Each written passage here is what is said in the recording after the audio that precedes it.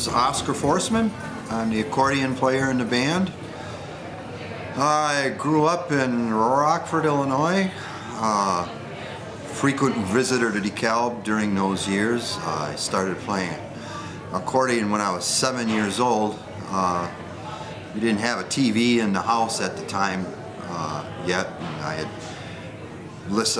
used to listen to the 78s my dad had and figured I liked music, so he got me started on accordion lessons when I was 7. So had a ethnic upbringing. Accordion teachers. I was a Finn growing up in a Swedish neighborhood, so I had accordion teachers of Larson and Gustafsson and Forsman, and back in high school started playing gigs. Oh yeah, when I was in high school we played what was the kind of the Swedish circuit at the time, Vasalar, Baltic, and so I grew up cutting my chops, playing the waltzes and polkas, schottisches, and things like that. Like I said, my dad was originally from DeKalb, so we most weekends growing up and stuff were car trips up to DeKalb, go to the sauna, and then visit friends of my mom and dad in DeKalb, and then lo and behold, I ended up in going to Northern. Came up to Northern in 1969 and started going to school, and then that's where I met the rest of the people that would characters that would form the band, and going to the music department and taking classes and things like that. So that was kind of my start in music. Okay, my name is Rick Peterson. I was born and raised in Moline, Illinois. I'm 64 years old. Like Oscar, I grew up in a very musically talented family. He being the purebred Finn, I'm the purebred Swede of the group. Parents, grandparents on both sides were first generation Swedes, and although I didn't grow up with quite the ethnic music background that Oscar did, I really kind of wish I would have now, but I ended up learning a lot of my Swedish heritage through Oscar over the first 5 to 10 years of playing with the Footstompers. But anyway, I learned how to play tuba when I was in 5th grade, just like most kids do. They get their first instrument when they're in 5th grade, and I continued playing that. I too transferred to Northern Illinois in 1970, and as Oscar said, we all got together in about 1973, and as they say, the rest is history. The only thing that I continued to do besides playing with the Footstompers is I was a high school band director for 35 years, and I certainly cherished and relished the better part of that time. It certainly taught me a lot, as I think most teachers can attest. They're supposed to be the teachers, but many times over the course of your career, you tend to learn just as much from your colleagues and from the kids that you teach. So I certainly relished that time quite a bit. But really had a great time for these past 40 plus years playing with the band, and we'll see how things continue in the future. So Dave, take it away. Dave Guzzardo, originally from McHenry, Illinois. That's where I grew up and went to school. I started in music studying electric Hammond organ. I would get the tail end of my older brother's organ lesson, who was he's an excellent keyboard player. I wasn't very good, and our teacher was the meanest guy on earth. Pull our ears and yell at us and wrap our fingers with pencils. So I didn't care for it much, and I quit. And then my parents asked if I wanted to play guitar, and I said, sure. And I never looked back and never regretted it. The one interesting, I always played rock and roll in high school, but my teacher was an old jazz guy from the 30s and 40s. He traveled with the big bands, and that's what he would teach. I asked once about rock and roll. He said, "That's not even music." So he would teach me, you know, how to do, you know, jazz chord melodies and things like that. His last advice to me, he shook my hand and said, "Well, Dave, don't be a musician. Be a doctor or a lawyer or something. Don't be a musician, you know, if you want to make money." Well, I'm glad I never really listened to his advice. Me too. But I met these guys. I transferred in as a second semester sophomore in 1972 to NIU, and I was myself and the original guitar player for the band, Dave Means. We were the only guitar majors at NIU, so they wouldn't get a teacher that would come all the way to DeKalb, so him and I would travel to Evanston together for, I think we had 2 lessons that whole semester. But that's how we got to know each other, and then I got to know these guys through him. I used to go watch the band on I think it was Saturday nights or Sunday nights at Andy's. I can't remember anymore. But I remember I would just get totally wasted listening to them because I just loved the music. It's the happiest sound ever. And then they get me up to sing Johnny Be Good and Rock Around the Clock. And then later on, when the original guitar player decided he wanted to go get his master's at the U of I, they asked me to join, and I did. That was in 1974. And again, I've never looked back. Springtime polka. Yeah, that's right. That's right. I think we'd be remiss if we didn't. Boy, there's a word I never use. We actually have there were 2 people that actually started this band. It was Oscar and our friend Bev Nadich were the 2 people that actually sat down with the original concept. And if Oscar could maybe explain that for a minute or two, because I happened to just be coming along in the hallway, and then they grabbed me. But I don't actually consider myself one of I'm a founder only in the fact that I was one of the first 4 people to play in the band. But if Oscar, You were there. well, but it was you and Bev that conceived the idea. Well, the idea hatched. It was a backyard thing. It was in here. We're taping in Sycamore. Beverly lived in a house in Sycamore, and we used to just play music in the backyard. There was old folks high-rise next to the apartment, and we were playing, you know, the polkas and things like that. And then we were also into the jug band music at the time, and doing 30s and 40s tunes. And I remember the people in the high-rise would come out on their balconies and listen to us play in the backyard.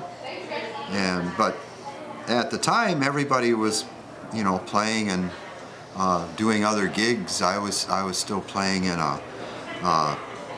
doing those clubs in Rockford and ethnic gigs, and playing in a dance, you know, kind of a dance group for that. Beverly was playing in another ensemble. They were going into Chicago, all-female trio, I believe it was at the time. And so with Angie? Yeah. Oh yeah. Yeah. They were very good. And so what happened was that the call came in to the music department about a fella in Dundee looking for a band, kind of a Red Garter sing-along band, stuff that we had been doing in the backyard. And we hadn't actually rehearsed or planned on being a band at the time, but the gig came first. And Yeah. the call came in, and so we talked about it and said, well, you know, let's try to put a few tunes together for this guy. So we did some of the tunes for the guy that we'd been doing in the backyard, and he hired us. And then we thought, well, now we got to come up with a whole night's worth of material. It was 4 hours. 4 hours worth. We got to occupy 4 hours worth of time. But I'm wondering, you know, you're talking about, we actually played a gig You and I. long before the band started, when I was Oregon. still playing with Yep. you remember where it was? Oregon, Illinois. Oregon, Illinois. It was Oktoberfest, if I remember correctly. And I kept thinking, on parade. my dilemma was this: do I want to make $50 and go with play with Oscar, or do I want to stay home and watch the Bears game? And the Bears, they weren't playing very good, and I thought, well, this sounds like fun. What year was that? This would have been the fall, I want to say, of '72. 72, yeah. Because then I student taught then that, that following winter, a few months later.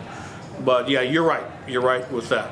But that's when you kind of grabbed me out of the, hey, you want to play a gig? Okay. And, Well, we had this thing in the hall of the Fine Arts Building, the bench. the bench. Where we occupied a lot of time just sitting on this bench instead of doing anything productive, just shooting the breeze. And That's why I went 5 years and 3 summers to graduate. so there he was. Just, why not? So that's how actually the thing kind of started. It started just about by accident, and then we kept going, and here we are.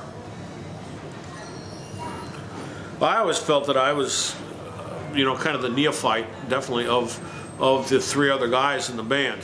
Even Dave Means, who, again, we have to consider the original guitar player / banjo player. He had played in bands, too, in Rock Island. And he was a little bit older than us. And, he knew his way around playing in front of people. Oscar obviously did. Bev, to some extent, did. I was kind of the one that really hadn't played in bands before. And really up to this point in time, I still feel like I'm the guy that has always learned from these people. Whether it's learning all the ethno-music stuff that Oscar would always whip out, whether it be Finnish, Swedish, the jug music, all these things that I didn't have a clue, but I learned along the way, along the years. Or Dave learned. I learned all this obscure country western stuff and a lot of rock and roll that I only basically knew.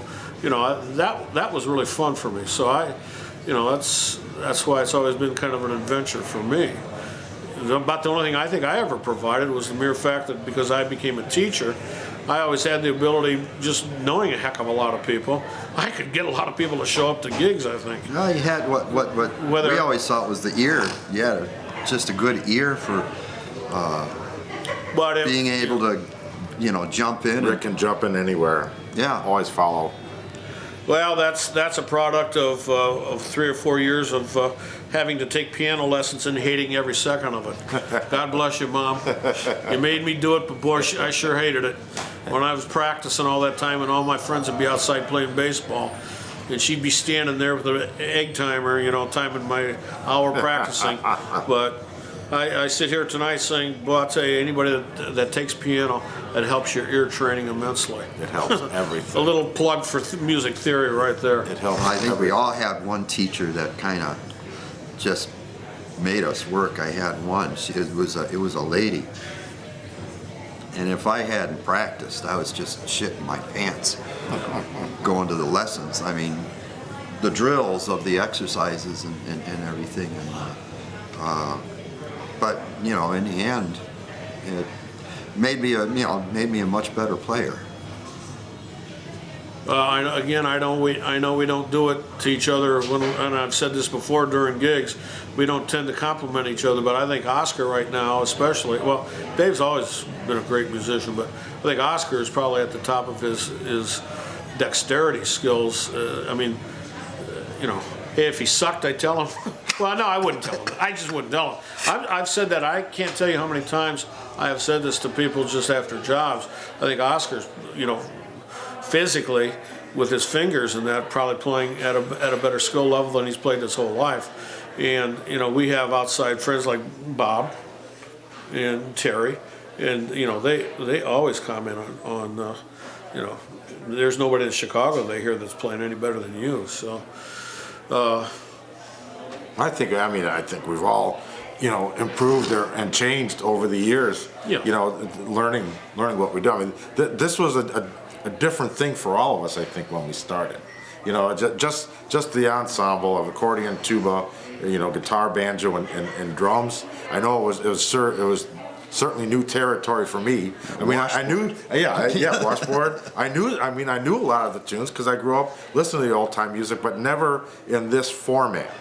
And like I said, it to me has always been a very happy sound. You know, someone once came up to me at a place we were playing, I think it was Sully's, and said, Dave, wasn't this about when you guys start, everyone starts going like this?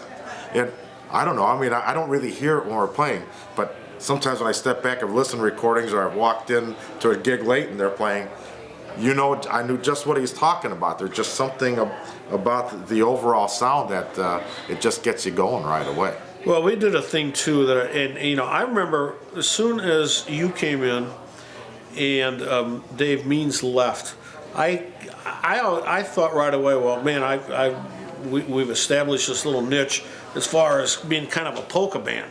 And then when you came in and we started moving more towards country and rock, I kind of didn't, you know, I didn't want to go that way. Or I thought, well, you know, I think everybody likes what we're doing. But, you know, we started doing what, you know, everybody talks about now, is stepping outside or looking outside the box. I mean, with this instrumentation the way it is, man, I mean, that worked out so well because it's an odd instrumentation, let's be honest. It is. Well, it was just, you know, it was adding to the mix, I think. I mean, we still continued and I didn't see that. I was content. You know, I was still happy because I was still in my little realm of, you know, being happy playing polkas and stuff, because I guess I wasn't, you know, I didn't feel adequate enough of stepping out, you know, playing that other stuff. But again, with the weird instrumentation, it's you know, that sold itself in some ways. And I think it still does. Yeah. I still think, you know, the people that will come to see us and love every minute of it, you know, it's people that have an open mind and you know, enjoy music in general, not just one kind of music. They're not just country fans, not just polka fans, not just rock and roll fans. They generally enjoy music, and you know, we're something unique. Well, I think that one of the defining tunes, it's got to go back to Purple Haze. Yeah. Where else are you going to hear Purple Haze played on an accordion, a tuba, and you know the instrumentation that you have? Well, and we did it as a joke the first time because I just thought, oh, this is going to be hilarious. I'll do that. This will get everyone laughing. Then all of a sudden, they started clinging. People kind of clung to it, and now it's what we end every gig with. Yeah, we can't leave without playing Haze. Yeah. But I can still remember that one time we did it at Fitzgerald's, and we had the boys from you know, from Brave Combo. and they're just sitting there like, you know, they thought they had that locked in their little market, you know, because they're a lot younger than we were. I mean, we've been playing another 10 years before they had ever started out, and then they finally saw another band that was doing the same thing. Hey, we're stepping on their, you know what's, because you know we were their opening act, and all of a sudden we crank up with Purple Haze, and they really freaked out when they saw us do that. So that was. You know, and the other thing I kind of always thought, and it's really worked out well, I always thought, well, you know, God, I don't know, band or if guitar and accordion are going to work together in Scandinavian music, but it's really worked out well. And I also thought, well, geez, I don't know if tuba's going to work out playing rock and roll and country, but it's the gimmick of it. Right. I mean, my ultimate fear in learning to, other than being lazy, picking up bass was I would never be able to play with the dexterity of playing tuba. I always figured I'd just lag behind and sound like crap. I did. I mean, anybody can play an electric bass. Really retrospect, it was better that you never learned bass. Well, that stayed the uniqueness of the band. Right, exactly. I still think that one of the great qualities when we play in here for the crawfish thing is throwing that washboard in there. Oh my God, does that add something to this band? And that's kind of one of the little thing I miss with Bev. Although she never played it with spoons or thimbles on it. She always played it with a drumstick. With a drumstick, yeah. Our original drummer Beverly, she use her feet to play the hi-hat with one foot and the bass with the other, and then she would either be strumming the washboard or she had spoons. She was an excellent spoon player, but you always had the bass and hi-hat, and then some sort of hand percussion. And then she also had a mandolin, so sometimes she'd be doing the mandolin, but it was a very unique sound. She had a very unique bass drum style. It's kind of boom, boom, boom, boom. Now I always forget, was Bev the one that wanted tempos faster or slower? It seemed like we always. Good question. I mean, no, whatever we did when Bev played, we did. Whatever we did without, we did. Whatever we did with Tom, we did. Yeah. But then, I can't remember. Bev would come back and say, "Oh, either you guys have sped everything up, or you guys have slowed everything down." It depends on. Yeah. After we got going, it depended on what we were doing, but big difference between playing, bar gigs, and then back then we played a lot of dances. Yeah. Yes. And I gotta say, I think that was, and I miss playing those old dances. We just don't have the audience to do that quite Dances and anymore. weddings. But dances, weddings, but we played. That was one of our best, strongest points was playing a dance. I agree. mean, we called good sets on mixing up, and I remember one of our longest running dances was the Snowflake Dance at the Elks Club. And the first note. It didn't matter. It was in January. It didn't matter the weather. From the first song, boom, that dance floor was just full. And there was people on it all night. It would stay full. But And I may be a little partial with this one, but for all the years that we were hired by my parents and their friends to come down and do the Viking Club, not so much that group, but that whole group of people from the Eastern Iowa Polka Club. We'd hit those polkas and they would be on the dance floor, and they just swore that we set tempos that no other polka band in Iowa or Illinois or even Wisconsin would. They felt that our tempos were absolutely what they wanted and needed. Rosie and Wally would always say that we defined in that group what they ultimately wanted to hear in a tempo. And I always thought that was kind of neat. Because I was always so nervous playing those things, and man, I never wanted to play in front of everybody that I'd grown up with for about 30 years. I had to be so polite that night. Yes, Mrs. Cleaver. Yeah. I felt like Eddie Haskell that night. well, one thing that going back when Dave joined the band just is what he brought was just, I call him the encyclopedia of tunes. And just stuff that can be the foot stomper challenge, I think we call it. People call out stuff, and you know it. Or we'll go ahead. We'd go ahead. Never playing the tune before. Call out a key and try it right there. But that's the only way we could ever do new songs because we'd never rehearse. Well, yeah, we did actually. There was a point in time when back in the like in the 70s, and there was a couple times we'd come like to Fremd or over to Conant. Even when I started teaching in Conant, we'd have a couple of nights. I'd lure you guys over, and then we'd go to Malnati's afterwards. Yeah. But we'd knock out 10 songs. Yeah, we'd learn some. But the gimmick I liked was if we'd say, okay, well, here's a foot stopper challenge. Well, you could use that as the excuse, and it'd suck, but that would be your little rehearsal time. That'd be our rehearsal time. Okay, boom, we ran through it once. Now we got it nailed for that second time. And then, and it was also a good way to weed out songs. Well, I guess we'll never do that one again. Or should we write it out? But can you guys give me the intersection where that was taken? That was on Dresser Road. And Dresser. Yep. It was in between Annie Glidden and I thought it was First Annie Glidden 72. No, that's Dresser Road. No, there's Dresser Road. Okay. Yep. Back in my that's my full beard That was days. That was with the one thing, as they mentioned about trying to remember Beverly, if she was the drummer that liked this or that. The one thing we that's been kind of a constant too. We go through drummers. That the drummer in this picture, if we have that one back. This is Tom Keating, and he drummed with us. What was it, the late '80s into the early '90s, I think. It was a number of years. Probably, yeah. He was, I can't remember, he was at least 12 or 14 years, I think, with us. Tom was a contemporary of ours at Northern, also in the... Well, that's the one. Well, that's one connection is between anybody that's played in the band has been the NIU connection. So we met as students, and people that came in and played were either like Al when he was playing. Well, Al was a professor in the music department, and then we had all that Facebook posting that we were looking at.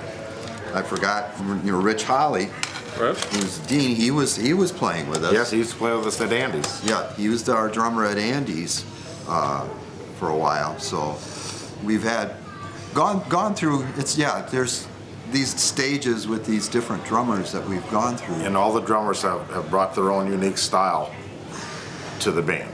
This was Al O'Connor, who we were just talking about. He was head of the percussion department at NIU. He had a great sense of rhythm, but he was an electronics guy.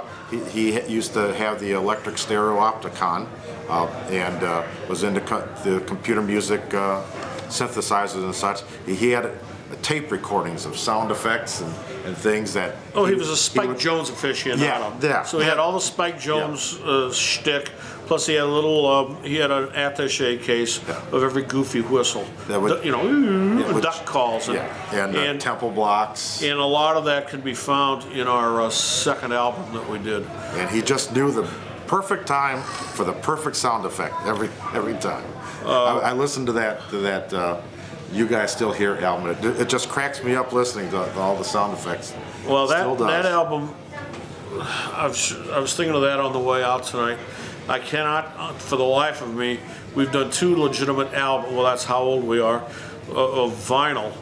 And one we did with Bev, and that was, early or mid-'70s. We did that up in Lake Geneva, but I can't tell you the exact year. I don't know. That was like 76, I think. 75 or 76. Yeah. And then our second album we did... Castle Studio. Vern Castle. And then our second one we did was done live at Andy's in DeKalb, and that was done with Dave Lang, recording everything and engineering everything for us. And a good friend of ours, Denny Valpo, just, he took that album that we did, and he's burned a lot of CDs for us. And I hadn't listened to that thing in probably 30 years until a couple months ago. And I, honest to God, cannot believe, how good I thought that band sounded. And a lot of it had to do with Al. He wasn't the second coming of Buddy Rich as far as, how he was all over the drums, but he was just an incredibly perfect drummer as far as what we needed. And the band really sounds tight. Rock solid. Yeah, I'm very, we'd go through all these times where, well, we need to make a demo tape. We need to do this, and we do demo tapes. I never really cared for them. We all had our different opinions of demo tapes. Man, in retrospect, that second album turns out to be the best thing that we could have ever used, I think. And I'm still impressed with it. I'll listen to it still every once in a while. But I'd still like to know what you were thinking on this picture. This is vintage Oscar. Boy, it looks like somebody just. I don't know what happened there, but he is not. Doesn't appear to be too happy there. Got me. But these were all done at Andy's. These were all taken. They were taken the night that we did our taping.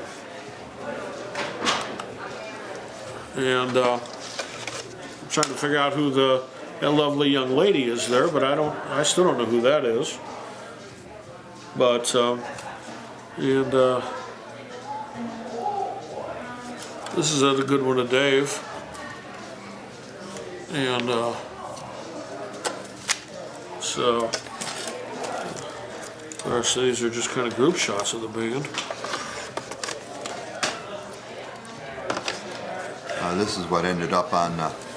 That's not the exact one, but that's Yeah, one of them. similar to the one what ended up on the Yeah. album cover. Right. And my Finn friend John Rihimäki,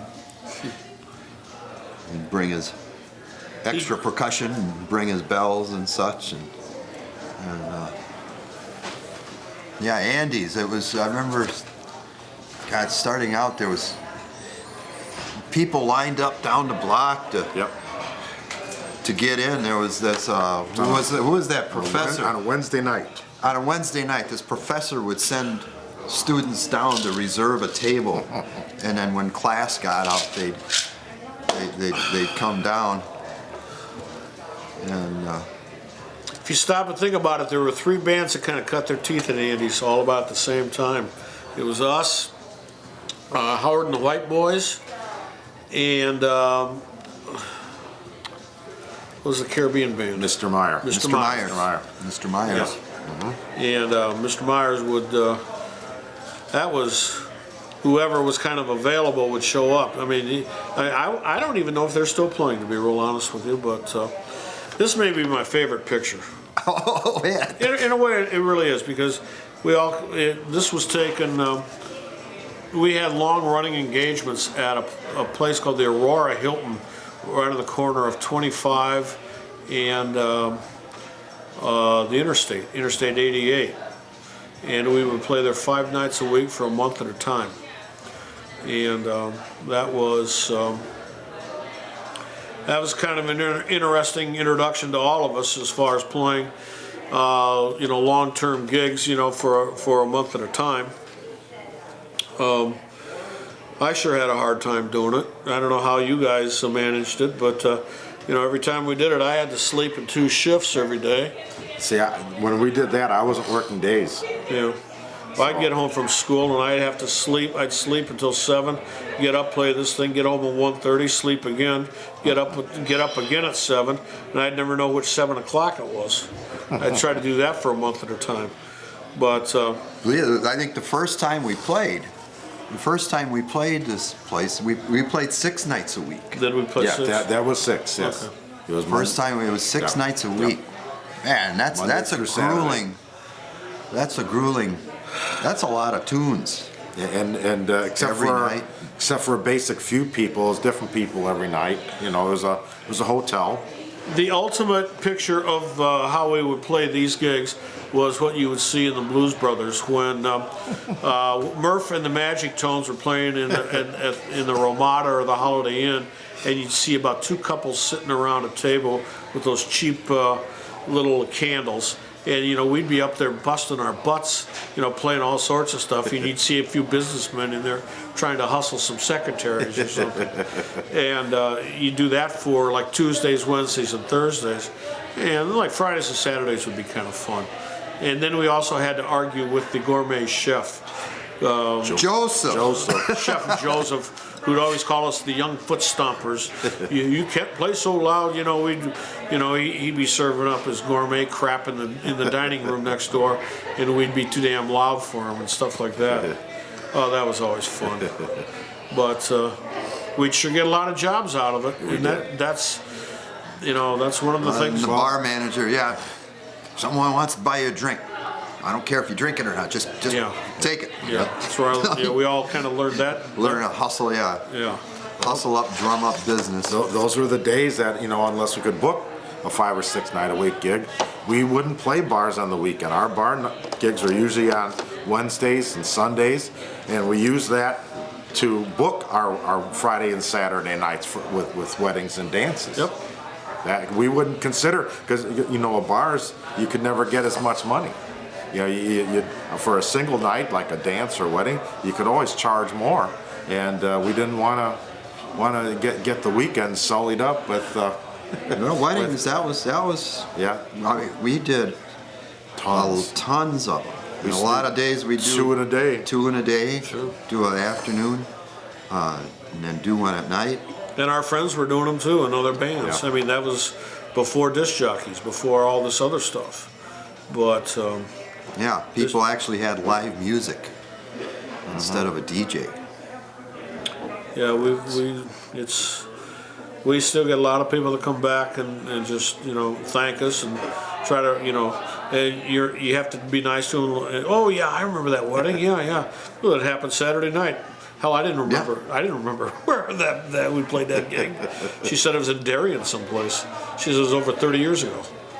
Oh, the ones that were sitting at that first table? Yeah. So, well, I used to talk to all of them, so I don't remember the wedding. I don't remember the place we played, but Well, sometimes I remember. I had this picture I'm pulling up here now. I have not seen in probably 35 years, and probably the job had to have been in about 1970. Well, Bev was still with us, so it was in 1974, I imagine, or 75. And my aunt and uncle hired us to come down to Monmouth, or Galesburg, Illinois, to play at the Knights of Columbus Hall. And that was a very, very memorable evening, to say the least. I'll just leave it at that, but we sure had fun. And that was the night I remember my aunt fed us all those chicken and biscuits, and we ate so much we couldn't even eat. We could hardly play that night. But that was the famous Laurie Hume that would get up and sing Paper Roses with us. And to this day, all my cousins, whenever they come and see us play, they'll always want to hear Paper Roses, kind of as a inside joke. But Look at those big bow ties. Yep. Red shirts, white bow ties. Oh, the tip bucket requests. Remember, well, when we played at the Pheasant Run. Yep. And we played upstairs. Oh, right. We played upstairs, and then we had this bucket that we lower down with a rope. Someone had requests. They'd throw their money in there and then put their rope and then their request and some money in there, and then we'd shimmy it back up. Yeah. Shimmy it back upstairs. And it worked, though. It was a good gimmick. But that's a great picture. I love that picture. We'll call you the archivist. I got more, but Well, this is a picture of the original guitar player, Dave Means. And Oscar's got somewhere at home the same photograph that one of his roommates took when I joined the band, because we didn't get a shot yet with the band with me in it. So he took a photograph of me he got somewhere, I don't know where. He cut out my head and pasted it on this. And that's what we used for a while.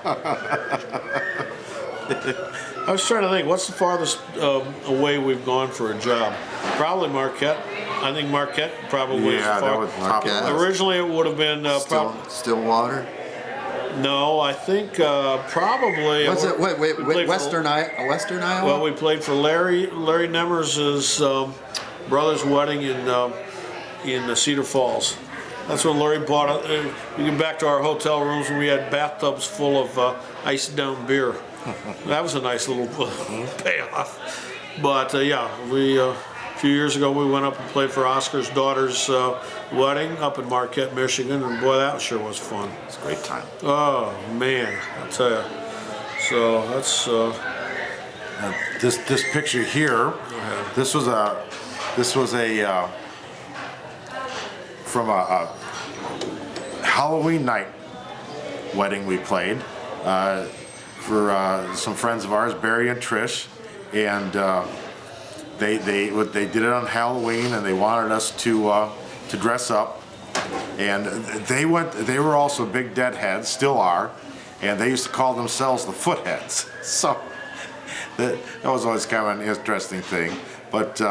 They did it on Halloween, and then we dressed up in costume, and they came dressed as as a groom and a bride. And they said, "Well, this is our costume."